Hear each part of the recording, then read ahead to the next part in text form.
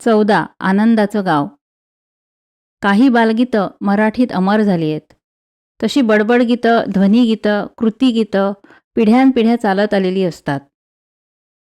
काऊचिऊच्या गोष्टीही अशाच चिरंजीव असतात. पण काही बालगीतं अशीच बालांच्या तसेच मोठ्यांच्याही मनात घर करून बसतात. जशी सांग सांग भोलानाथ पाऊस पडेल काय, ये रे ये रे पावसा तुला देतो पैसा, नाच रे मोरा आंब्याच्या वनात नाच रे मोरा नाच. अशी अनेक गीतं आहेत. त्यातलंच एक गीत झुक झुक झुक झुक अगीन गाडी, धुरांच्या रेषा हवेत काढी, पळती झाडे पाहूया मामाच्या गावाला जाऊया. प्रत्येकानं बालपणी घेतलेला हा रम्य अनुभव. यातलं सर्वात महत्त्वाचं आहे ते मामाचं गाव. मुलांच्या दृष्टीनं आनंद निधान, आनंदाची खाण किंवा आनंदाचा खजिना म्हणजे मामाचं गाव. तिथं जणू मुक्त संचार असतो. काहीही करायचं जणू लायसन्सच मुलांना मिळतं. पण मामाचं गाव हे मुलांच्या दृष्टीनं आनंदाचं गाव असलं तरी मामा मामी, घरातील इतर वडील मंडळी, त्या गावातली लोक, त्यांचे व्यवहार हे इतर गावाप्रमाणेच सुखाच्या अंगानं कमी नि दुःखाच्या अंगानं अधिक प्रमाणात जात असतात. मग आनंदाचं गाव असं म्हणून काही नसतंच का? आनंदाचा डोह जर असतो तर आनंदाचं गाव का नसावं? जरा विचार करून पाहिलं तर ते असतंच असतं. बाहेर कुठं नाही तर आपल्या प्रत्येकाच्या आतच असतं. म्हणून तिथं पोचणं अवघड असतं. जिथं मी आहेच तिथं आणखी कसं पोचायचं? संतांनी आपल्या जीवनात याचं प्रात्यक्षिक करून दाखवलं. गीतेत एक महत्त्वाचा शब्दप्रयोग या संदर्भात येतो. इंद्रियग्राम म्हणजे आपल्या शरीराच्या साऱ्या इंद्रियांचा समूह किंवा गाव. या इंद्रियांच्या गावात मजेत आरामात विहार करणं हे सहज शक्य आहे. यासाठीही शब्दप्रयोग वापरला इंद्रियराम. या दोन्ही शब्दप्रयोगात महत्त्वाचा शब्द आहे इंद्रिय म्हणजे शरीराचे अवयव. आनंद हा इंद्रिय, मन, बुद्धी यांच्या पलीकडे असणारा नि तिथून आपल्यापर्यंत येणारा अनुभव आहे. म्हणजे आनंदाचं गाव वसलंय आत, पण आपण आनंद अनुभवायचा असतो जीवनात. आनंदाचा उगम जरी आत असला तरी तो आपल्या तनामनातून बाहेर बरसत असतो, वाहत असतो, अखंडपणे. आपल्याला या आनंदाची जाणीव मात्र असली पाहिजे. एका साधूला विचारलं, आपलं नाव काय? त्यानं उत्तर दिलं, आनंद. आपलं गाव? याही प्रश्नाला उत्तर आनंद. आणि आपलं काम काय? याचं उत्तरही आनंदच होतं. त्या साधूबद्दल सर्वांना प्रचंड कुतूहल असायचं. हा साधना, उपासना, पूजा, मंत्र, जप यापैकी काहीही करत नाही, तर याच्यातून सतत आनंदाच्या अनुभवाचं प्रक्षेपण मात्र होत असतं. हा जातो तिथं आनंदाचं सिंचन करत असतो. याचं काय रहस्य? त्या गावातील काही मंडळी एकदा ठरवून त्याच्याभोवती जमली नि त्यांनी हा प्रश्न साधूला विचारला. साईबाबांभोवती शिर्डीला अशीच मंडळी जमत असत. हास्यविनोद, प्रश्नोत्तरं, अनेकांची सुखदुःखाची गाऱ्हाणी नि या सर्व प्रसंगात साईबाबांच्या मुखावरील हास्यातून निथळणारा आनंद जसं चंद्रातून चांदणं पाझरत असतं. साधूला आपल्या आनंदाचं रहस्य विचारल्यावर आणखीनच आनंद झाला. तो म्हणाला, मी सांगतो ते नीट ऐका नि त्याप्रमाणे जगायला आरंभ करा. खरं तर मी या क्षणाची वाटच पाहत होतो. असो, मी कायम आनंदाच्या गावीच असतो. देहानं असतो, पण खरा आनंद उपभोगतो तो देहापलीकडच्या अनुभूतीतून. हे पहा, माझ्यासमोर अनेकांचे वाद, भांडणं होतात. अनेकावर अत्याचार केले जातात. पण मला बाहेरच्या डोळ्यांनी भांडताना दिसतात नि बाहेरच्या कानांनी ते एकमेकांना देत असलेल्या शिव्याही ऐकू येतात. पण तितकंच, दृश्य नि शब्द आत शिरताना ते आनंदाचे बनूनच शिरतात. तशी रचना म्हणजे सवय मी इंद्रियांना करून घेतली आहे. एक प्रकारचं फिल्टर लावलंय प्रत्येक इंद्रियाला. वाईट काही दिसत व ऐकू येत नाही. एक प्रार्थना मनात सुरू होते, प्रभू, या लोकांना एकमेकांना समजून घेण्याची, एकमेकावर प्रेम करण्याची बुद्धी दे. त्यांना निस्वार्थी बनव. निरपेक्ष भावनेनं एकमेकाची सेवा करण्याची युक्ती शिकव. मी स्वतः हे करताना तुम्ही अनेकदा पाहिलं असेल. जखमी जनावरांच्या जखमा धुवून त्यावर मला माहीत असलेल्या झाडपाल्याचं औषध लावून त्यांच्यावर मायेची फुंकर घालून प्रेमाचा उपदार वत्सल स्पर्श करून आनंद देता देता मीही आनंदी होत असतो. तसंच इतर इंद्रियांचं. नाकाला कधी दुर्गंध येतच नाही. जिभेला काहीही अमृतासारखं गोडच लागतं. स्पर्शाचा विचाराल तर मांजराची नखं, कुत्र्याचे दात किंवा गरीब कष्टकऱ्याचे खडबडीत हात मला गुलाबाच्या पाकळ्यांसारखे मखमली वाटतात.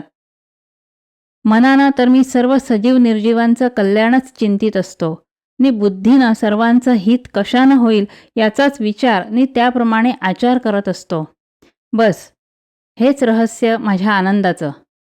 सर्व इंद्रियातून आनंदच उपभोगल्यामुळे मी कायम आरामात असतो. जिथं जातो तिथं आनंद शिंपून आनंदाचे मळे पिकवतो. आनंद माझ्याकडे वस्तीला असतो नि माझा मुक्काम असतो सदैव आनंदग्रामात, आनंदाच्या गावात.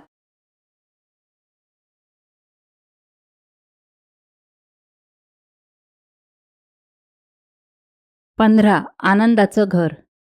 आजकाल तंत्रज्ञानाच्या प्रगतीमुळे सर्व जग एक खेडं म्हणजे ग्लोबल व्हिलेज झालंय असं म्हटलं जातं. आपण वसुधैव कुटुंबकम म्हणतो. म्हणजे सारं जग, आपली पृथ्वी एक कुटुंबच आहे. त्याहीपेक्षा जवळचं म्हणजे घरकुल. त्याहीपेक्षा लहान पण तितकंच प्रेमळ नि उबदार म्हणजे घरटं.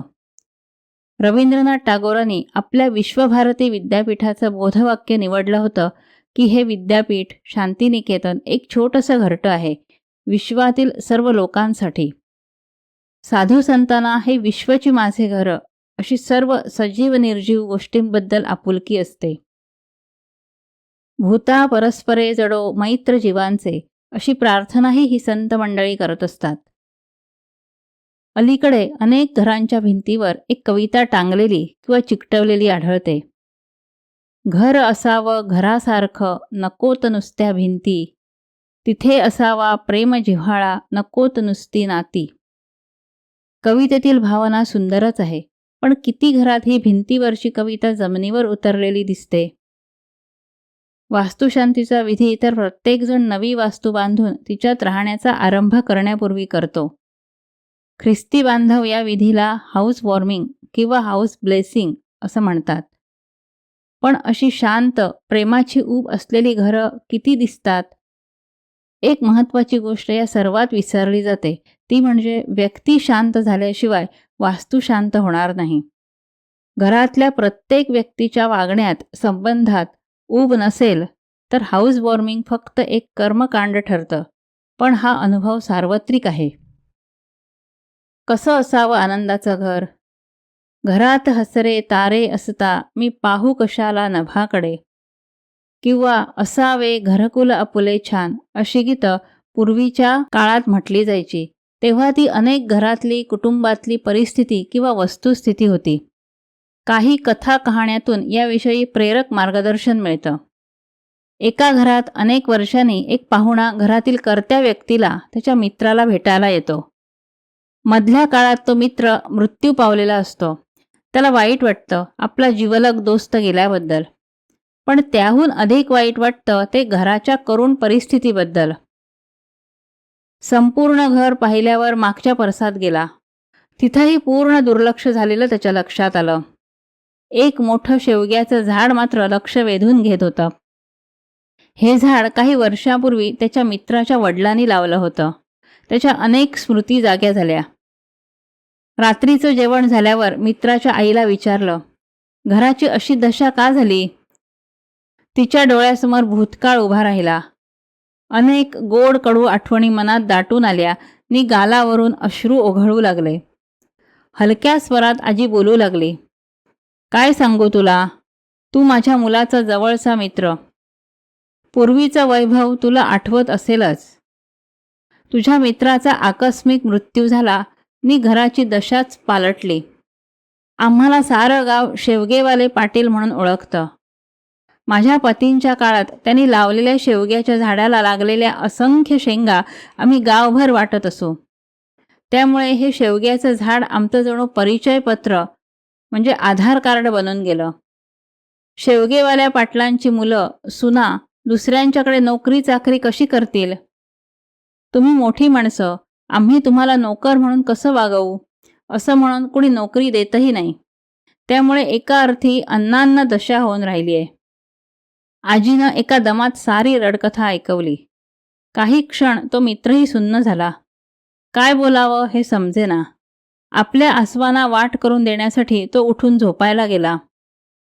रात्रभर तळमळत राहिला. काहीतरी करून त्याला त्या कुटुंबाला सहाय्य करायचं होतं. शेवटी पहाटे पहाटे त्याच्या मनात एक कल्पना आली. तो उठला, मागच्या परसात गेला. गोठ्यात एक कुऱ्हाड पडलेली त्याला दिसली. सपासप घाव घालून त्यानं ते शेवग्याचं झाड जमीनदोस्त केलं. अतिशय ठिसूळ असल्यामुळे झाड तोडायला फार वेळ लागला नाही. ज्यावेळी ते झाड कोसळलं त्यावेळी अजून पहाटच असल्यानं घरातलं कुणीही उठलं नव्हतं. अगदी हलक्या पावलानं बिलकुल आवाज न करता त्यानं आपली बॅग उचलली आणि तो निघून गेला. सकाळी उठल्यावर घरातल्या माणसांना तो पाहुणा शोध घेऊनही मिळाला नाही. परसात गेल्यावर त्यांना ते पाडलेलं शेवग्याचं झाड दिसलं. सगळ्यांना घरातली कुणी व्यक्ती मरावी तसं दुःख झालं. यातून सावरताना त्यांची आजी म्हणाली, आता जर शेवग्याचं झाडच राहिलं नाही तर कसले आपण शेवगेवाले पाटील? इतरांसारखीच सामान्य माणसं आहोत आपण. आता विसरा ते शेवगेवाले बिवगेवाले. मिळेल ते काम करायला लागा. आश्चर्य म्हणजे सर्व मुलांनी सुनांनी नोकरी छोटे व्यवसाय सुरू केले आणि पुन्हा त्या घरात आबादी आबाद झालं. वडिलांच्या मित्रानं ते शेवग्याचं झाड तोडून त्या घरावर अप्रत्यक्ष उपकारच केला होता. सारा खोटा अभिमान, मोठेपणाच्या खोट्या चुकीच्या कल्पना घट्ट बाळगल्यामुळे जी दशा झाली होती ती सुधारली.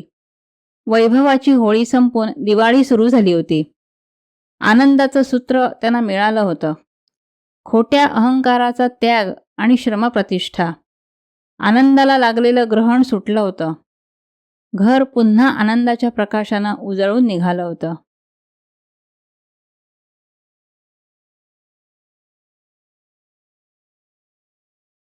सोळा. स्वर्ग आणि नरकाच्या वर असलेला आनंद. कोंडिबा हा अत्यंत गरीब शेतकरी होता. शेतकऱ्याला जरी जगाचा अन्नदाता म्हणतात तरी अनेक शेतकरी राब राबूनही कुटुंबासाठी 2 वेळचं अन्न मिळवू शकत नाहीत. कोंडिबाची आर्थिक परिस्थिती गरिबीची असली तरी मनस्थितीच्या बाबतीत मात्र तो खूप श्रीमंत आणि उदार होता. स्वतः उपाशी असला तरी हातातला घास दुसऱ्या भुकेल्या माणसालाच काय कुत्र्या मांजरांना द्यायलाही तो मागे पुढे पाहत नसे. वृत्तीनं कोंडिबा अतिशय सात्विक होता. दिवसातून मनःपूर्वक 4 वेळा देवाला नमस्कार करायचा आणि त्याचे आभार मानायचा.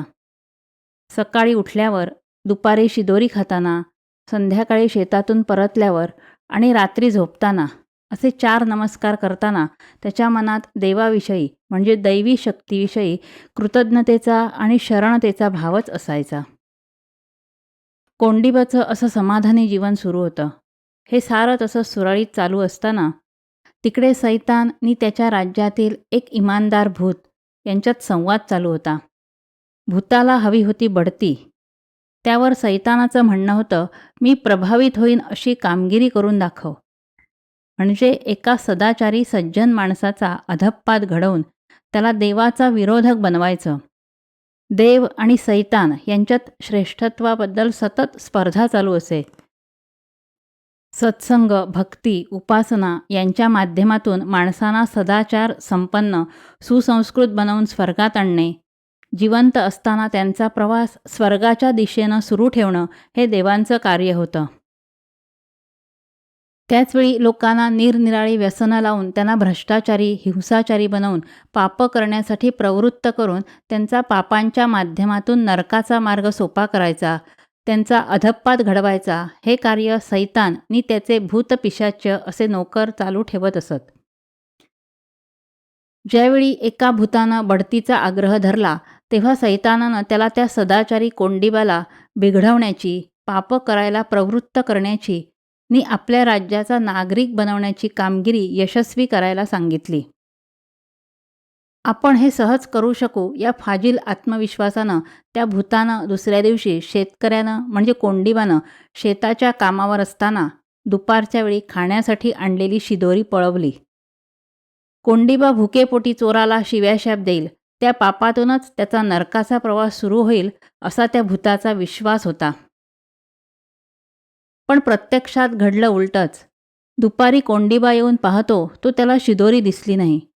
त्यानं इकडे तिकडे शोध घेतला, पण शिदोरी काही मिळाली नाही. त्यानं मग शांतपणे प्रार्थना केली, हे परमेश्वरा, ज्यानं कुणी माझी शिदोरी नेली असेल त्याला त्याची अधिक गरज असेल, त्याचं कल्याण कर. त्यानंतर विहिरीचं पोटभर पाणी पिऊन पुन्हा शेतकामाला लागला. भूतानं हा सारा वृत्तांत सैतानाला सांगितल्यावर तो भयंकर चिडला. त्यानं भूताला धमकी दिली, अजून एकच संधी देतो.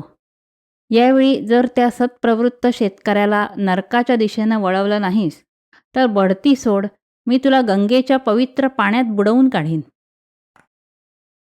घाबरून भूत म्हणालं, तेवढं मात्र करू नका. अजून एक संधी नि पुरेसा वेळ द्यावा मला. सैतानाची संमती मिळाल्यावर भूत पृथ्वीवर आलं, एक योजना तयार करूनच. कोंडिबाकडे नोकरी मागायला आलं. 2 वेळचं जेवण नि राहायला जागा एवढंच कोंडिबा देऊ शकत होता. याच्या बदल्यात त्या वेश बदलून आलेल्या भूतानं कोंडिबाची सेवा करायची असं ठरलं. भूताला असलेल्या अतिंद्रिय ज्ञानामुळे त्याला हवामानाचा, विशेषतः पावसाचा अचूक अंदाज करता येत होता.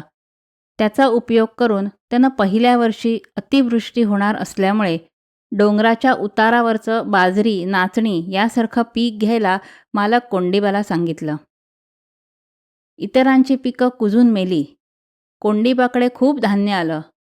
ते भांडारात भरून ठेवलं. पुढच्या वर्षी पाऊस अगदी कमी पडेल म्हणून भूताच्या सांगण्यावरून भाताचं पीक पाणथळ भागात लावलं. इतरांची पिकं जळून गेली. कोंडिबाकडे खूप धान्य साठलं.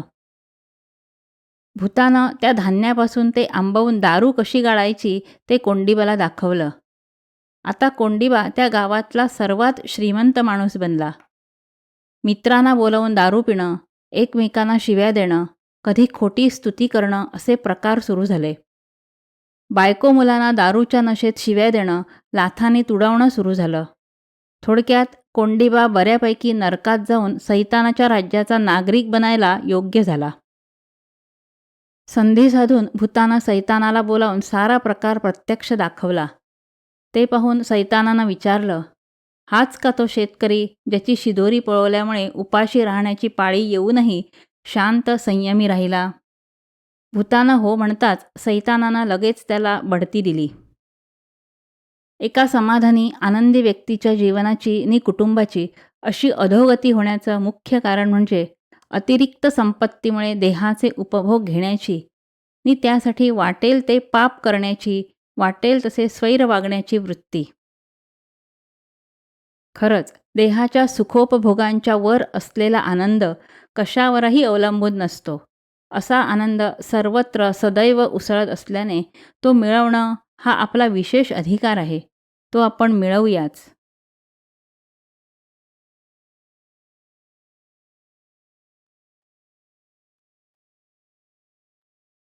17. आनंदाचे पैलू, प्रेम नि कर्तव्य भावना. गोष्ट तशी परिचित आहे. निदान आधीच्या पिढीतील मंडळींना तरी निश्चितच. काही जणांच्या तर पाठ्यपुस्तकातच असेल ती. तर दिवस होता कोजागिरी पौर्णिमेचा. म्हणजे काव्य, शास्त्र, विनोद, संगीत, नृत्य आदींच्या आनंदानुभवात उघड्यावर म्हणजे आकाशाच्या खाली पूर्ण चंद्राच्या प्रकाशात आरोग्यपूर्ण दूध पिण्याचा. आरोग्य देवता अमृताचा कुंभ घेऊन को जागरती, को जागरती म्हणजे कोण जागा आहे, कोण जागा आहे असं म्हणत जागृत असलेल्या लोकांच्या मुखात अमृताचे थेंब टाकत जात असते, असा सर्वांचा समज. काहीसा डोळस, काहीसा भाबडा समज. हेतू हा की पावसातल्या मेघ झाकल्या पौर्णिमांनंतर फुलणाऱ्या पहिल्या अश्विनी पौर्णिमेतल्या चंद्रप्रकाशाला आनंदी मनानं, आनंदी वातावरणात देहाच्या रोमारोमातून शोषून घेणं. सूर्यप्रकाश जीवनशक्तीचा आधार तर चंद्रप्रकाश जीवनरसाचा आधार. मी सूर्य बनून सर्व सजीवांच्या प्राणाचा आधार बनतो, तर चंद्र बनून सर्व रसांचं पोषण करतो, असं प्रत्यक्ष भगवंतानंच गीतेत म्हटलंय ना. असो. शिवराजधानी रायगडावरील लोकांच्यातही कोजागिरी पौर्णिमेचा उत्साह होता. गवळी मंडळींनीही जरा जास्तच दूध विक्रीसाठी आणलं होतं. त्यातल्या एका गवळणीला पोचायला उशीर झाल्यामुळे दूध विकण्यासाठी अधिक प्रयत्न करावे लागले. यामुळे तिला परतायला उशीर झाला. या गवळणीचं नाव होतं हिरा. आपल्या बोलक्या स्वभावामुळे तशी हिरा लोकप्रिय होती. त्या दिवशी मात्र दूध संपायला उशीर झाल्यामुळे तिच्या लक्षातच राहिलं नाही की गडाचे दरवाजे सायंकाळी 7 वाजता बंद होतात, ते सकाळी उघडेपर्यंत बंदच राहतात. दरवाजावर बंदोबस्तासाठी खास विश्वासू आणि शूर शिपाईगडी असतात. धावत पळत हिरा दरवाजांकडे पोचली तेव्हा ते नुकतेच बंद झाले होते. तिनं द्वारपालांची खूप विनवणी, मनधरणी केली, पण नियम म्हणजे नियम. तिला सांगण्यात आलं, आजची रात्र गडावरच काढावी लागेल. कुणाच्याही घरात रात्रीसाठी आश्रय मिळू शकेल. हिरानं आपल्या दूध पित्या बाळाची गरज सांगूनही गडाचं दार उघडणं तर सोडाच, साधं किलकिलही केलं गेलं नाही. आता हिराच्या पायाखालची जमीन सरकली. संपूर्ण विश्वात तिला फक्त आपलं बाळच दिसत होतं. ते भुकेनं रडतंय, त्याच्या किंकाळ्या नि हुंदके हिराला ऐकू येऊ लागले. कोणाच्याही हृदयाला पाझर फुटत नाही हे लक्षात आल्यावर हिरा गडावरून खाली जाण्याचा मार्ग शोधू लागली.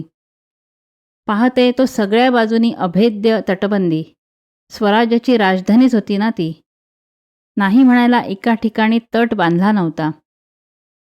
संध्याकाळच्या मंद प्रकाशात खाली पाहिल्यावर हिराच्या लक्षात आलं की तो भाग होता अवघड कड्याचा.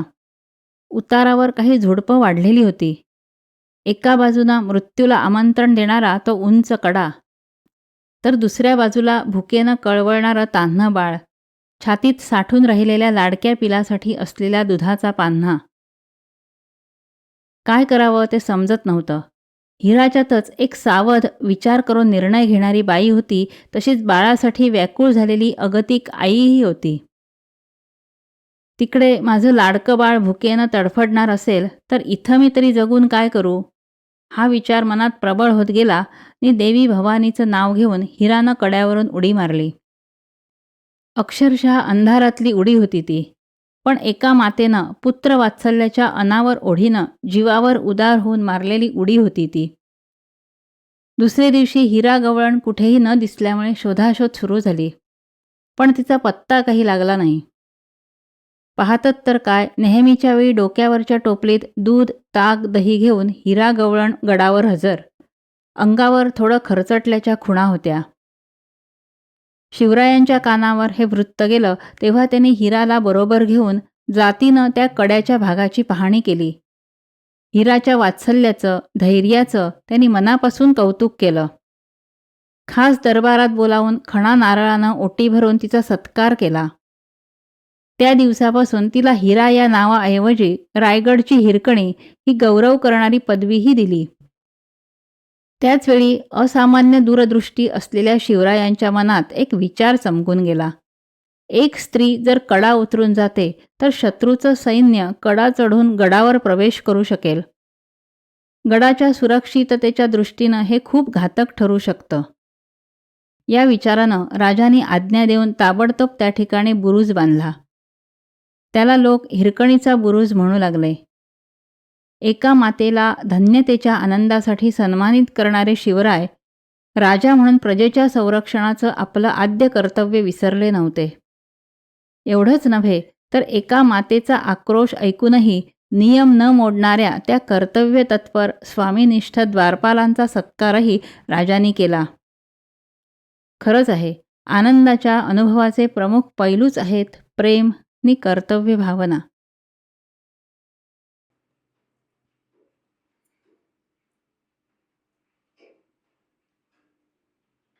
18.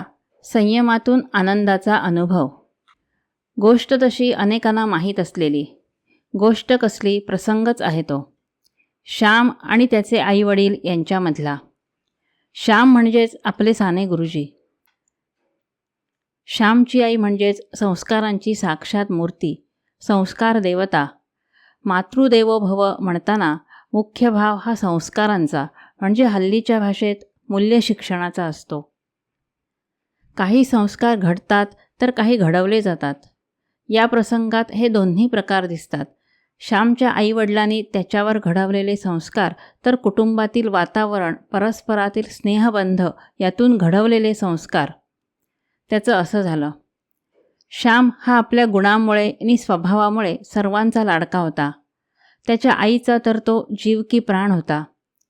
शाळेत असताना शिक्षणासाठी त्याला अनेक गावी जाऊन निरनिराळ्या शाळांतून शिक्षण घ्यावं लागलं. अशावेळी तो सुट्टीसाठी जेव्हा घरी परत येई तेव्हा सर्वांना अर्थातच खूप आनंद होई. आईला तर जास्तच. घरची गरिबी असल्यामुळे अनेक गोष्टी मनात असूनही करता येत नसत. पण असं असलं तरी प्रेम, सेवा, त्याग अशा संस्कारांची श्रीमंती त्यांच्या कुटुंबात होती. गरिबी म्हणजे दारिद्र्य नव्हे. गरिबी ही आर्थिक परिस्थितीवर, तर दारिद्र्य हे मनाच्या वृत्तीवर अवलंबून असतं. गरिबी ही बऱ्याच वेळा शाप नसून वरदान ठरू शकते.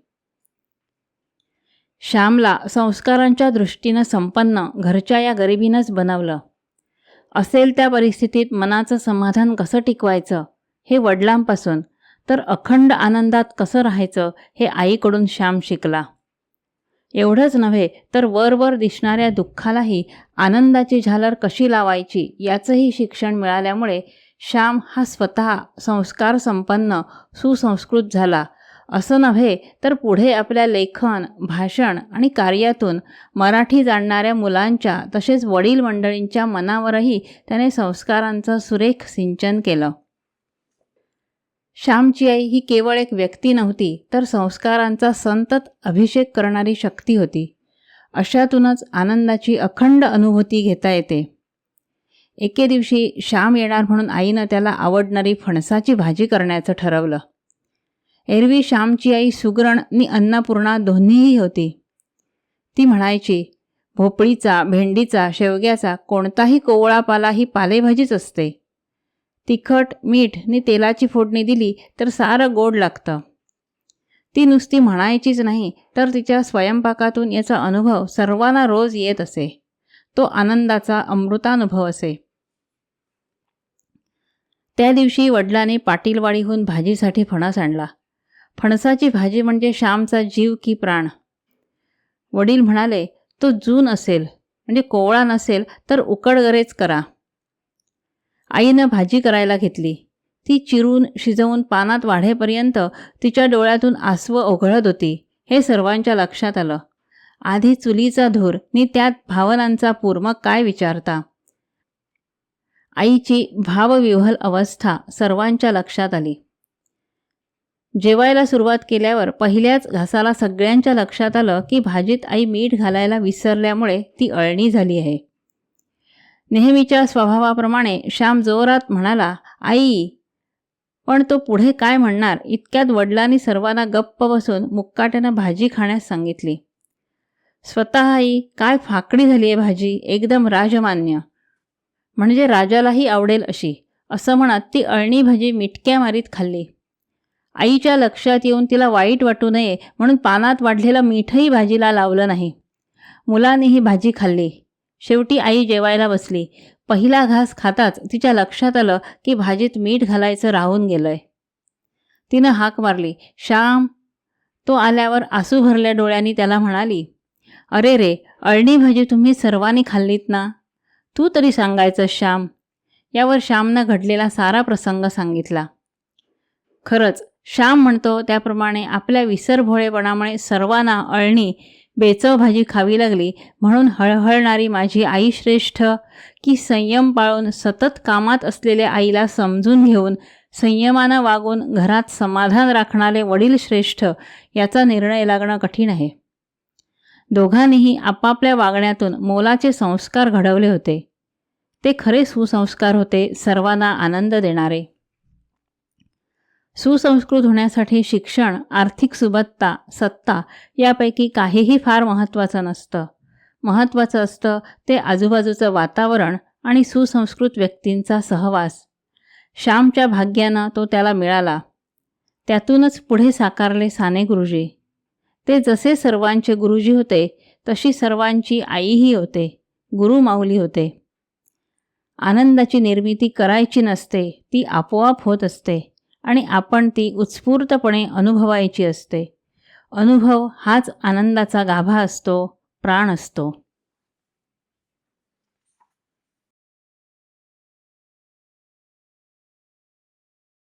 एकोणीस. कॅक्टस आणि तुळस. तुम्हा सर्वांना हा अनुभव असेलच. सकाळी उठल्यावर एखादी स्मृती किंवा विचार मनात येतो. कधीकधी एखादं दृश्य, एखादा अनुभव किंवा प्रसंग, एखादा कोणताही शब्द संथ सरोवरावर तरंग उठावा किंवा बुडबुडायावा त्याप्रमाणे पृष्ठभागावर येतो. विशेष म्हणजे अनेकदा याची प्रचिती आपल्याला त्याच दिवशी येते.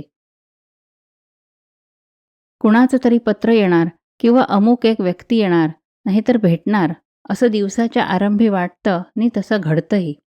इतकंच काय, नकळत एखाद्या गाण्याची ओळ कुठून तरी तरंगत येते आणि ओठातून बाहेर पडते. त्या दिवशी कुठेतरी ते पूर्ण गाणं ऐकायला मिळतं. परवा उठल्या उठल्या एक शब्द असाच क्षेपणास्त्रासारखा येऊन आदळला. कॅक्टस. कॅक्टस म्हणजे निवडुंग, एक काटेरी झाड. त्याची प्रतिमा समोर उभी ठाकतानाच पु ल देशपांडेंच्या असामी असामीमधील प्रसंग आठवला. मुलाला इंग्रजी माध्यमाच्या शाळेत प्रवेश मिळवून देण्याचा प्रसंग. खास पु ल शैलीत ती मध्यम वर्गातील आई नव्हे, मदर नव्हे, मम्मी सर्वप्रथम घराच्या पुढच्या भागातली तुळस मागच्या दारी नेते आणि तिथलं कॅक्टसचं रोपटं आणून दिवाणखान्यात ठेवते. पुढे खूप गंमत जम्मत होते. ते प्रत्यक्ष वाचलं किंवा पाहिलं पाहिजे. पण तुळस मागे आणि कॅक्टस पुढे हा बदल अतिशय मार्मिक आहे. आपण दैनंदिन जीवनात असे वरवरचे बदल करतो जे प्रतिकात्मक वाटले तरी मुख्य गोष्टीशी तसे संबंधित नसतात. या प्रसंगावर चिंतन करत असताना कॅक्टसचं अवघं विश्वच समोर प्रकट झालं. पंतप्रधानांनी आपल्या वाढदिवशी कृतज्ञ भावनेनं शेकडो विविध जाती प्रजाती असलेलं निवडुंग उद्यान म्हणजे कॅक्टस गार्डन राष्ट्राला समर्पित केलं. ते कॅक्टस विश्व पाहून अक्षरशः चक्रावून जायला होतं. काही कॅक्टस नागाच्या फणीसारखे, तर काही गेंडेदार गरगरीत. सर्व प्रकारात महत्त्वाची गोष्ट म्हणजे त्यांना असलेले तीक्ष्ण काटे. काही निवडुंगांना फुलंही येतात आणि ती अतिशय काळजीपूर्वक काटे न टोचता काढली तर त्याच्या अंतरंगात मधासारखा मधुर मकरंद असतो. निसर्गाची कमाल वाटते की इतक्या अणुकुचीदार काटे असलेल्या काहीशा अनाकर्षक वनस्पतीला हे मकरंदाचं वरदान. कॅक्टस एक शोभेचं झाड म्हणून दिवाणखान्यात ठेवलं जातं.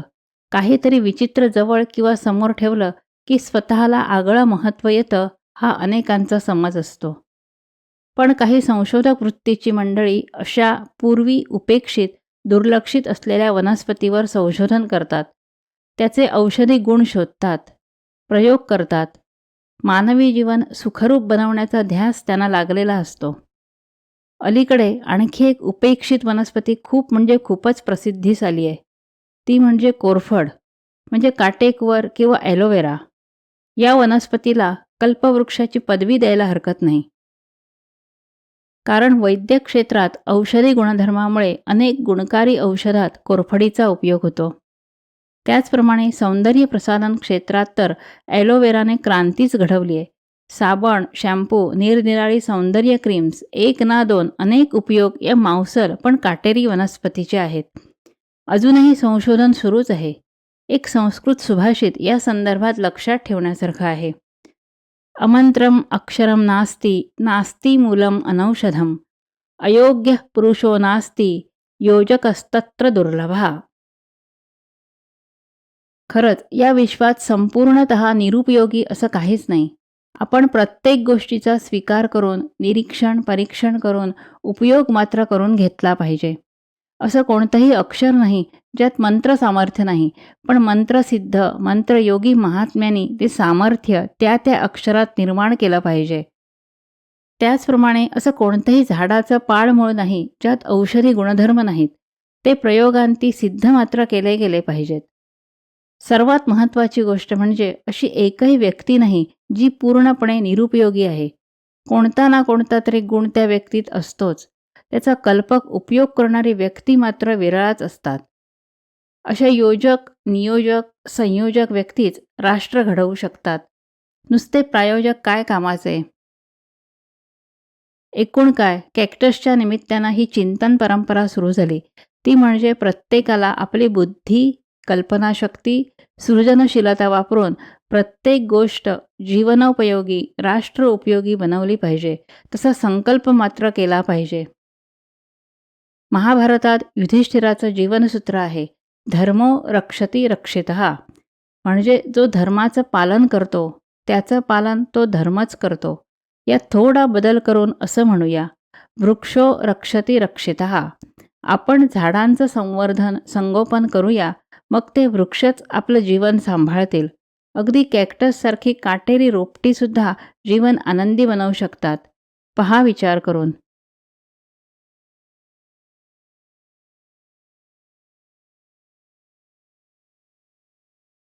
20. ताणमुक्त मनाचा आणि तणावमुक्त जीवनाचा कानमंत्र. अजय आणि अभय दोघे जिवलग मित्र. नावं ऐकायला एकसारखी वाटली तरी अर्थ मात्र विरुद्ध. अजय म्हणजे जय नाही तो पराजय, तर अभय म्हणजे भय नसलेला निर्भय. गंमत म्हणजे दोघांच्या विचार करण्याच्या आणि कृती करण्याच्या पद्धतीही भिन्न होत्या. अजयला सगळ्या गोष्टी मंद गतीनं करायला आवडायच्या. जेवण, अंघोळ सोडाच, ऑफिसमधलं कामही मंद गतीनं करायचा. कामं पुरी व्हायची नाहीत, पुढे ढकलली जायची. ती गोगलगायीची गोष्ट आपल्याला माहीत असेलच. अतिशय धीम्या गतीनं चालणारी गोगलगाय आणि भुर्रकन इकडून तिकडे उडणारी चिमणी यांची होती मैत्री. पहिल्यांदा चिऊताई असलेली, नंतर चिऊबाई झाली आणि नंतर चिऊ आईही बनली.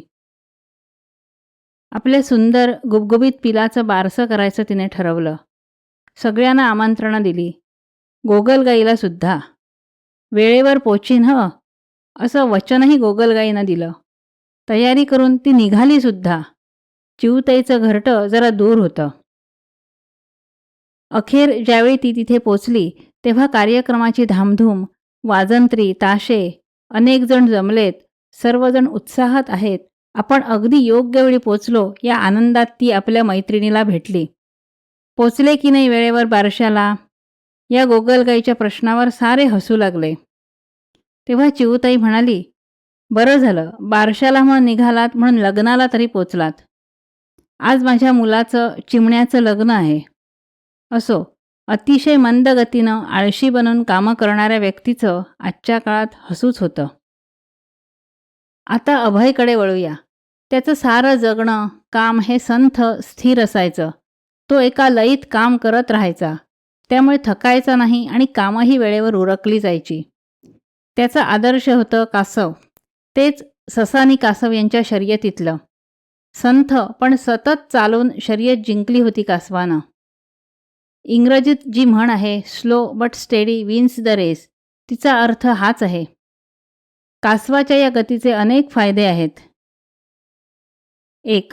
एका गतीनं चालल्यानं म्हणजे काम करत राहिल्यानं थकायला, दमायला होत नाही. 2. आपल्या चालण्याची किंवा काम करण्याची गती एका लयीत असल्यानं कामाचा दर्जा सुधारतो.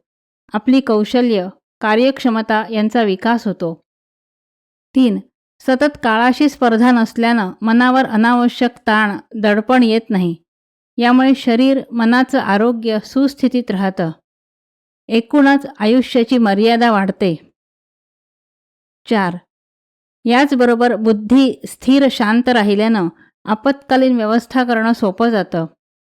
शांतपणे विचार करून निर्णय घेणं आणि त्यानुसार कार्यवाही करणं सहज सोपं होऊन जातं.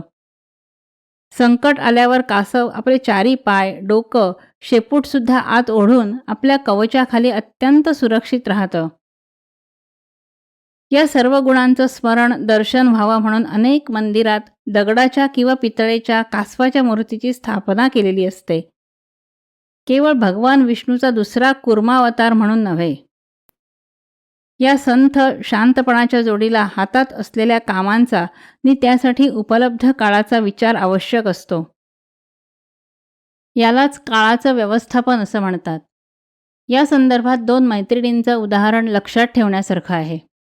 अनुश्री आणि अनुराधा. दोघींना सारेजण अनु या नावानंच हाक मारत. दोघीही एकाच ठिकाणी कामाला होत्या. एकाच वाहनातनं कामाला जायच्या. पण दोघींची कामं करण्याची पद्धत मात्र एकमेकीपेक्षा अगदी निराळी होती. तसं पाहिलं तर अनुश्री अधिक वेगानं काम करायची, तर अनुराधा अतिशय पद्धतशीरपणे व्यवस्थित नियोजन करून कामं उरकायची. दोघींचा कामासाठी निघण्यापूर्वीचा कार्यक्रम भिन्न होता.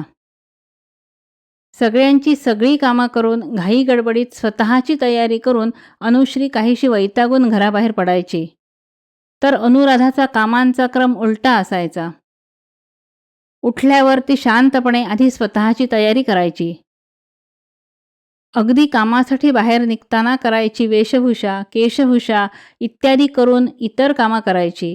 अंगभर ॲप्रन घालून काम केल्याने कपडे खराब व्हायचे नाहीत. स्वयंपाकाची सारी पूर्वतयारी तिनं आदल्या रात्रीच करून ठेवलेली असायची. सर्वांचे जेवणाचे डबे, मुलांचा गणवेश, पतिराजांचे कपडे, बॅग इत्यादीची सारी तयारी केलेली असायची. शांतपणे सारं उरकून 15 मिनिटं शांत राहून श्वासाकडे लक्ष देत ध्यान करून आजचा कामाचा दिवस अतिशय यशस्वी आणि आनंदी जाणार आहे हे स्वतःला स्पष्ट सांगून सावकाश घराबाहेर पडायची. नेहमी मजेत म्हणजे रिलॅक्स असायची. चेहऱ्यावर कायम हास्य. स्वतःचं काम उरकून इतरांना मदत केल्यामुळे सर्वांची आवडती बनली होती. आपल्यालाही असा प्रयोग स्वतःच्या जीवनात करता येईल. ताणमुक्त मन आणि तणावमुक्त जीवनाचा कानमंत्र आहे हा. करून पाहायला काय हरकत आहे?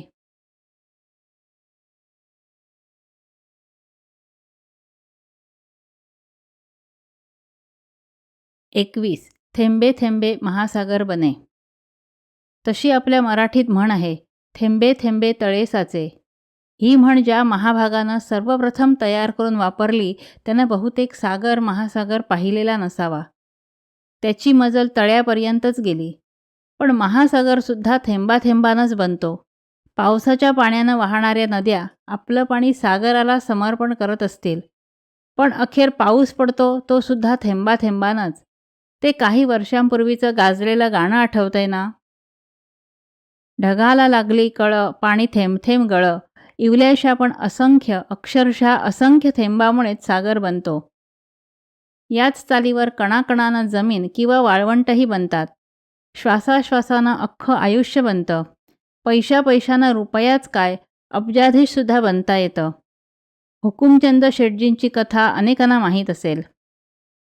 मारवाड प्रदेशातून एक युवक नशीब काढण्यासाठी मुंबईत येतो. अंगावरचे कपडे आणि एक पितळेचा लोटा एवढीच त्याची मालमत्ता असते. त्याच्याच भागातून आलेल्या एका दूरच्या ओळखीच्या व्यापाऱ्याकडे तो आपला लोटा गहाण ठेवतो. त्याला 8 आणे मिळतात. चौपाटीवर भेळ विकण्याचा व्यवसाय अगदी लहान प्रमाणावर त्या 8 आण्यातून सुरू करतो.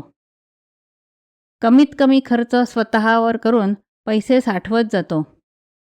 नवे नवे छोटे धंदे करून हळूहळू त्याची मिळकत वाढत तो सोन्याच्या व्यापारात उतरतो. पुढे एवढा श्रीमंत होतो की देशविदेशात जिथं जिथं हुकुमचंद शेटजी जात तिथं तिथं सोन्याचे भाव वाढत असत.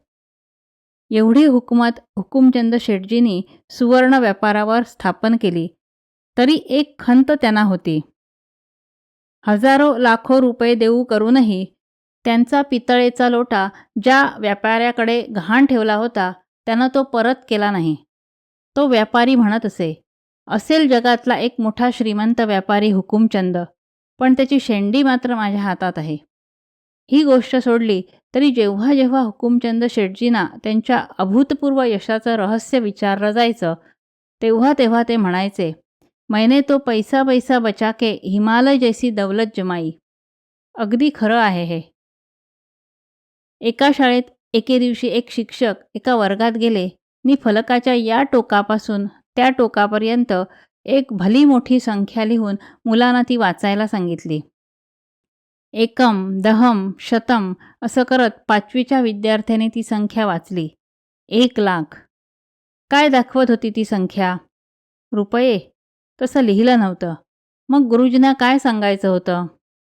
ते म्हणाले, एवढे म्हणजे 1,00,000 साष्टांग नमस्कार आपला वर्ग घालणार आहे.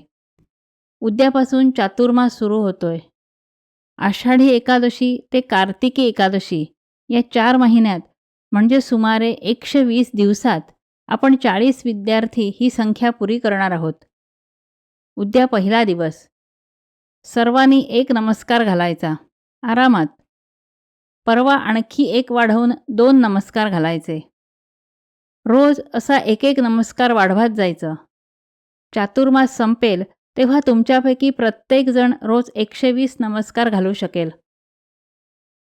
आपला 1,00,000 नमस्कारांचा संकल्प पुरा होईलच, पण पुढे आयुष्यभर एक व्रत म्हणून घालत राहिलात तर उत्तम आरोग्याचं वरदान मिळेल नि जीवन आनंदात जाईल. त्या मुलावर नमस्कारांचा शारीरिक प्रभाव पडलाच, पण बुद्धीवर 2 संस्कार घडले. एक म्हणजे एकेका वाढत्या संख्येचा प्रभाव नि दुसरा संस्कार एकत्र येऊन सामूहिक रीतीनं कोणतंही काम केल्यास उद्दिष्टांची पूर्ती होतेच होते. कोणत्याही कामात सातत्य हवं नि अगदी थोडं थोडं क्रमानं वाढवत गेल्यावर घडून येणाऱ्या कल्पनेच्या पलीकडील परिणाम याचा अनुभव सर्वांना येतो. एक मजेदार उदाहरण पाहूया. एका व्यापाऱ्याकडे एक अरब व्यक्ती येते. हातात बॅग नि बॅगेत पैसे. आल्या आल्या तो अरब त्या व्यापाऱ्याला विचारतो, आपण 1 महिन्याचा करार करूया का? कोणता करार? म्हणून विचारल्यावर तो अरब स्पष्ट करतो, मी तुला रोज 1,00,000 रुपये देईन. त्याच्या बदल्यात पहिल्या दिवशी तू मला फक्त 1 पैसा द्यायचा. दुसऱ्या दिवशी दुप्पट म्हणजे 2 पैसे. तिसऱ्या दिवशी दुप्पट म्हणजे 4 पैसे. असं महिनाभर करायचं. मी तुला रोज 1,00,000 म्हणजे 30,00,000 रुपये देणार. त्या चतुर व्यापाऱ्यानं एका आठवड्याचा तोंडी हिशोब केला. आपल्याला फक्त ₹1.27 द्यावे लागणार. पण आठवड्यात अरब आपल्याला 7,00,000 रुपये देणार. त्यानं करार केला. दुसऱ्या आठवड्यानंतर हा व्यापारी अरबाला विचारतो, आपण कराराची मुदत वाढवूया का? कारण त्या व्यापाऱ्याला हा सौदा खूप फायद्याचा वाटला. अरब काहीच बोलला नाही.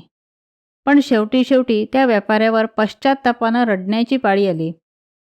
किती मोठी रक्कम त्याला या अरबाच्या 30,00,000 रुपयांच्या बदल्यात द्यावी लागली याचा हिशोब आपला आपण करूया. खरंच करून पाहायला हरकत नाही. या सर्वांच्यातला समान धागा कोणता माहिती आहे?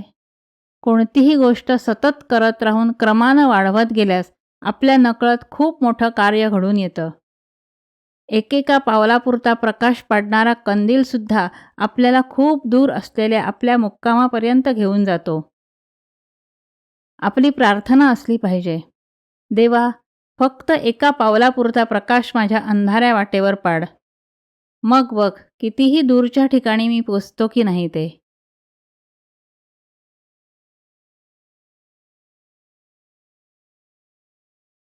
बावीस. साजरं करूया अपयश. गोष्ट आहे एका प्रसिद्ध हिंदी अभिनेत्याची. शेकडो चित्रपटात त्यानं विविध भूमिका केल्या. तो स्वतःच सांगत होता स्वतःवर लहानपणापासून घडलेल्या संस्कारांबद्दल. त्याचं कुटुंब राहत असलेल्या गावात एक नवं हॉटेल सुरू झालं. तिथं मिळणारी कॉफी नि सँडविच खूप खास असे. पण घरात मिळवते वडील एकटेच आणि कुटुंब त्या मानानं मोठं. तरीही हौशी वडिलांनी एकदा सर्वांना त्या हॉटेलातील कॉफी नि सँडविच खायला नेलं. सर्वांना ते खूप आवडलं. साऱ्या खर्चाचे हिशोब करून असं ठरलं की 2 महिन्यातून एकदा त्याच तारखेला हॉटेलला भेट द्यायची.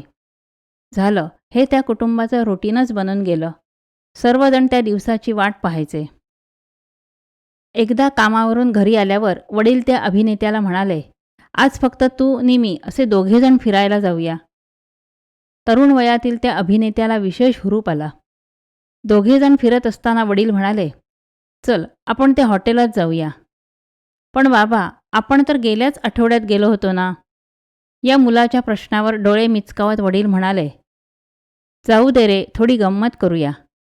आपल्यावर बाबा एवढे खुश का हे कळलं नाही, तरीही तो मोठ्या उमेदीनं हॉटेलमध्ये शिरला. बाबा म्हणाले, आज तुला पाहिजे तितके कप कॉफी आणि सँडविच तू घे. काहीसा विचार करत 2 कप कॉफी आणि सँडविच त्याने रिचवल्यावर बाबा शांतपणे त्याला म्हणाले, हे बघ अनुपम, उद्या तुझा SSCचा निकाल आहे. ऑफिसमधून येताना मी प्रेसमध्ये जाऊन तुझा निकाल पाहिला. तू नापास झालायस. उद्यापासून काही दिवस तू निराश राहशील. तुला अपराधासारखं वाटत राहील. म्हणून आजच तुला हॉटेलमध्ये ही मेजवानी दिली. एवढं बोलून ते थांबले नाहीत, तर त्याची पाठ थोपटून म्हणाले, जीवनभर एक गोष्ट लक्षात ठेव. यश साजरं करणं सोपं आहे. सारेच ते करतात. पण अपयश साजरं केलं पाहिजे एखाद्या सणासारखं. हा अनुभव सांगितल्यावर तो अभिनेता म्हणाला, आयुष्यात माझे अनेक चित्रपट यशस्वी, काही खूप यशस्वी झाले, पण मी कधीही कुणालाही पार्टी दिली नाही. त्याचप्रमाणे कितीतरी चित्रपट अयशस्वी झाले, त्या प्रत्येक वेळी जंगी मेजवानी मी सर्वांना दिली. खरंच आपण आपलं अपयश सहन नव्हे, साजरं करायला शिकलं पाहिजे. Y tolerate, celebrate your failure. जवळपास हाच संदेश देणारा एक हिंदी चित्रपट अलीकडेच येऊन गेला. पालक, शिक्षक, विद्यार्थी, समाजातील सर्व क्षेत्रातील वडील मंडळी या सर्वांसाठी हा संदेश महत्त्वाचा आहे. काळाच्या ओघात तो अधिक प्रभावी होत जाईल. असा कोणता संदेश आहे ह्या चित्रपटाचा? सर्वप्रथम आपल्या अपेक्षा, आपल्या कल्पना, आपली स्वप्न मुलावर लादणं थांबवलं पाहिजे. यामुळेच आपली मुलं बनतात ओझी वाहणारी गाढवं किंवा घोड्यांच्या शर्यतीत धावणारे घोडे. प्रचंड ताण त्यांच्या मनावर निर्माण होतो. वजनदार बॅगामुळे पाठीचा कणा, तर या अपेक्षांच्या धाकामुळे मनाचा कणा पार मोडून जातो अनेकांचा. युवा पिढीच्या आयुष्याचे, भावी जीवनाचे सर्व निर्णय स्वतःच घेणारे पालक युवकांचे शत्रू बनतात. अभ्यासक्रम निवडणं, शिक्षण संस्थेत प्रवेश घेणं, परदेशात जाऊन स्थायिक होणं, जीवनाचे जोडीदार निवडणं, अशा सर्वच बाबतीत वडील मंडळींची मतं युवा पिढीचं अख्खं जीवन नीरस, बेरंगी बनवतात. परीक्षेतील, व्यवसायातील, एकूणच जीवनातील यश म्हणजे सर्वस्व आहे असं न समजण्याचा संस्कार मुलावर घडवला पाहिजे. खरं तर हल्ली यशापेक्षा प्रभाव किंवा प्रभावी बनणं हे अधिक महत्त्वाचं मानलं जातं. कोणत्याही मार्गानं यश, पैसा, प्रसिद्धी, सत्ता मिळवणाऱ्या माणसांच्या यशोगाथा आता तेवढ्या महत्त्वाच्या मानल्या जात नाहीत, जेवढा आपापल्या क्षेत्रात लक्षात येईल इतका प्रभाव पाडणाऱ्या प्रभावी व्यक्तींच्या कार्यगाथा होतात. सर्वात महत्त्वाचं म्हणजे मुलांसमोर एखाद्या परीक्षेत किंवा युवकांसमोर एखाद्या व्यवसायात अपेक्षित यश मिळालं नाही, तर पर्यायी योजना तयार ठेवली पाहिजे. हल्ली एकाच ज्ञानशाखेत अनेक अभ्यासक्रम, संधी उपलब्ध असतात. त्याप्रमाणेच एकाच व्यवसाय क्षेत्रात अनेक समांतर व्यवसाय, संधी अस्तित्वात असतात. त्यांच्यासाठी मुलांची, युवकांची मनोवृत्ती तयार ठेवली पाहिजे. असं केलं नाही तर युवक निराश, हताश, वैफल्यग्रस्त बनतात. आत्महत्या करण्यापर्यंत त्यांची मजल जाते. मनाचे आजार किंवा मनोविकाराने ग्रस्त झालेली त्यांची मनं जीवन प्रकाशण्यापूर्वीच झाकोळून जातात. उदयापूर्वी अस्त होण्याची परिस्थिती निर्माण होते. म्हणून यशाबरोबरच अपयशसुद्धा आनंदानं स्वीकारलं पाहिजे, पचवलं पाहिजे. मुख्य म्हणजे साजरं करायला शिकलं पाहिजे. एक अतिशय महत्त्वाचा विचार व्यक्त करणारं वाक्य आहे, यश कधी संपणारं नसतं, तर अपयश कधीही अंतिम नसतं. Success is never ending and failure is never final. बघूया विचार करून.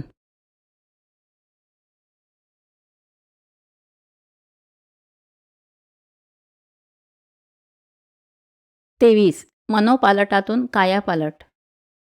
स्वस्तिक वसाहतीत नव्यानं राहायला आलेले आजी आजोबा थोड्याच अवधीत सर्वांचे लाडके बनले.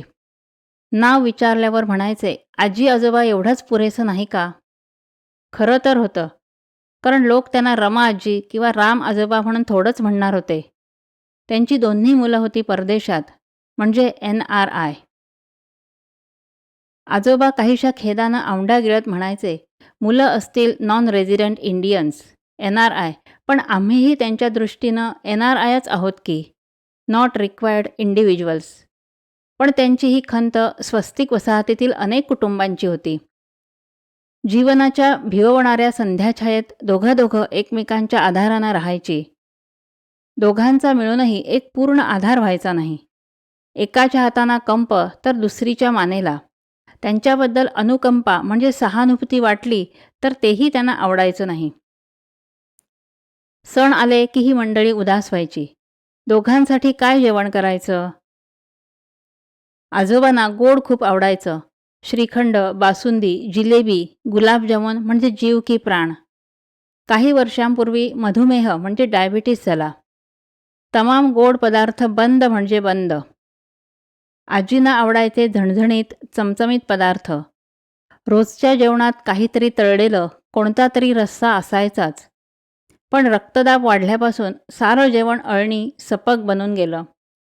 तरीही अनेक कुटुंबात असलेल्या आजी आजोबांना याची सवय झाली. कारण शरीराशी संबंधित गोष्ट होती नाही. पण दूर राहणारी मुलं आणि दुरावलेली नातवंड यामुळे त्यांची मनं मात्र सतत उदास असत. मोबाईलवरून व्हिडिओ कॉल करून बोलून किती बोलणार? त्यात स्पर्शाची ऊब कुठं असते? आणि टीव्ही तरी बघून किती बघणार? एकमेकाशी गप्पा माराव्यात तर भूतकाळातल्या गोड आठवणीही डोळ्यातून अश्रू काढत. भविष्यकाळातील शरीर मन यांच्या स्थितीची, परावलंबी परिस्थितीची कल्पनाही असह्य होऊन जाई. जर व्हिडिओ शूटिंग म्हणजे चित्रीकरण केलं असतं स्वस्तिक कॉलनीचं तर डोक्याला माकड टोपी, गळ्याला मफलर किंवा मानेच्या वेदना कमी करणारी कॉलर, हातात या किंवा त्या प्रकारची काठी, डोळ्यांना जाड भिंगांचे चष्मे तर कानांना लावलेली श्रवणयंत्र असा गणवेश घालून थरथरत तोल सावरत जाणाऱ्या पडद्यावरच्या आकृतीसारखी माणसांची वसाहत वाटली असती. परीतशी विझल्यासारखी. प्रत्येकजण म्हणजे एक बेट आणि वसाहत म्हणजे जणू द्वीपसमूह. रमा आजी आणि राम आजोबांनीही पहिले काही दिवस त्या हुंदके देणाऱ्या, दबल्या स्वरात उसासे टाकणाऱ्या वसाहतीत काढले. पण त्यांची शरीरं त्या मानानं ताठ आणि स्थिर होती. अन मनं खूप ऊर्जा असलेली, सकारात्मक विचार करणारी होती. ते काही नाही, हे चित्र बदलायलाच हवं. एक दिवस रमा आजी काहीशा निर्धारानं म्हणाल्या. राम आजोबाही त्यांच्या सुरात सूर मिसळून म्हणाले, माहिती आहे ना, जो बदल घडवायचा आहे तो बदल तुम्ही स्वतः बनलं पाहिजे. Be the change. दोघंही एकदम उद्गारले. तर ठरलं मग. आपणच बदलायला सुरू केलं पाहिजे. नुसतं म्हणून दोघंही थांबले नाहीत. कार्यक्रम सूत्रबद्ध तयार करण्यात राम आजोबा प्रवीण होते, तर सूत्रसंचालन करून तो कार्यक्रम राबवण्यात रमा आजी पटाईत होत्या. दोघांनी चर्चा करून एक पंचसूत्री कार्यक्रम तयार केला. 1. स्वस्तिक वसाहतीत ई ब्लॉकमध्ये राहणाऱ्या मध्यमवयीन कुटुंबियांसह एक ज्येष्ठ मंडळींची बैठक घेणं. स्थान वसाहतीतील उद्यानातील हिरवळ. 2. युवकांच्या एका सेवाभावी संघटनेतील स्वयंसेवकामार्फत वृद्धांच्या निवासस्थानांची स्वच्छता, सजावट आणि विद्युत रोषणाई करून घेणं. 3. जवळच आलेल्या दिवाळीला वसाहतीच्या सभागृहात एकत्र फराळ करणं. पदार्थ अर्थातच शुगर फ्री आणि कमी मसालेदार. 4. वसाहतीतील 20 वर्षाखालील युवा आणि मुलं यांच्यासाठी उपयुक्त अशी पुस्तकं दिवाळीची भेट म्हणून देणं. ठराविक दिवशी या पुस्तकांच्या वाचनावर आधारित स्पर्धा घेऊन योग्य बक्षिसं देणं. 5. मुख्य म्हणजे दर पौर्णिमेला एकत्र जमून शुद्ध गप्पा मारणं, सहभोजन करणं. वसाहतीच्या चौकीदाराकडून सर्वांचे क्रमांक घेऊन व्हॉट्सॲप संदेश पाठवले सुद्धा. बैठकही झाली. अनेकांच्या मनात घोळणारी ही कल्पना रमा आजी राम आजोबांमुळे प्रत्यक्षात आली. म्हणून गुलाब पुष्प देऊन आणि टाळ्या वाजवून त्यांना धन्यवाद दिले गेले. विशेष म्हणजे दुसऱ्या दिवशीपासून स्वस्तिकमधलं वातावरण चैतन्यमय बनून गेलं. सभेमध्ये दिलेली वैयक्तिक आणि सामूहिक जबाबदारी पार पाडण्याची लगबग सुरू झाली. वसाहतीचा चेहरा मोहरा बदलून गेला, जणू कायापालटच झाला. धनत्रयोदशीच्या दिवशी घरासमोर आकाशदिवे चमकत लहरू लागले. नरक चतुर्दशीला पहाटे सर्वत्र पणत्यात येऊ लागल्या. रांगोळ्या सजल्या. फराळासाठी अनेक जण एकत्र जमले. हे आनंदाचं वातावरण, हीच खरी दिवाळी होती. राम आजोबा म्हणाले, आज आपली वसाहत खऱ्या अर्थानं स्वस्तिक बनली. सु अस्ति क म्हणजे सर्वांचं कल्याण करणारी.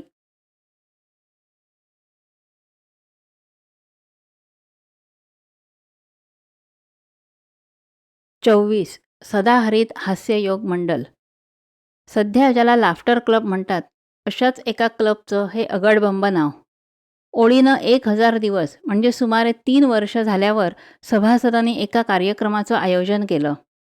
इतर कार्यक्रमांबरोबरच प्रबोधन करण्यासाठी एका नामवंत वक्त्यालाही बोलावलं होतं. लाफ्टर क्लबचे जवळजवळ सर्व सदस्य ज्येष्ठ नागरिक म्हणजे निवृत्त झालेले. त्यांच्यापैकी एकानं विचार मांडला की हसण्याचा कार्यक्रम संपल्यावर मैदानावरील हिरवळीवर किंवा गोलाकार मांडलेल्या बाकावर बसायचं आणि रोज एक मनाचा श्लोक वाचायचा. म्हणजे समर्थ रामदासांच्या मनाचे श्लोकमधला एक एक श्लोक त्याचा एक एक चरण म्हणून इतरांकडून म्हणवून घ्यायचा.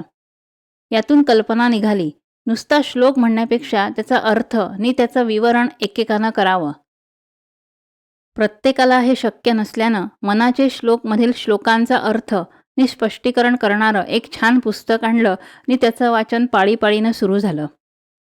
हे झाल्यानंतर कुणा एकाचा वाढदिवस असला तर जवळच्याच हॉटेलमध्ये जाऊन त्याला शुभेच्छा देत पदार्थावर ताव मारायचा. यावेळी अर्थातच पथ्याकडे दुर्लक्ष करायचं.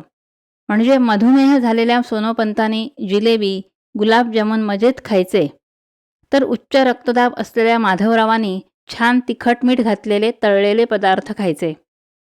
एकूण काय तर या मंडळातील सदस्यांचं सरासरी वय 70च्या वर असूनही सारेजण मस्त मजेत असायचे. म्हणूनच नाव दिलं होतं सदाहरित हास्ययोग मंडल. तर आता 1000 दिवस पूर्ण झाल्याबद्दलचा कार्यक्रम आयोजित केला होता. सारे साहित्य, संगीत, कला, विनोद, विज्ञान या विषयांभोवती गुंफलेले कार्यक्रम त्यांच्या नेहमीच्या म्हणजे पहाटे 5:30 ते सकाळी 7:30 याच कालावधीत असणार होते.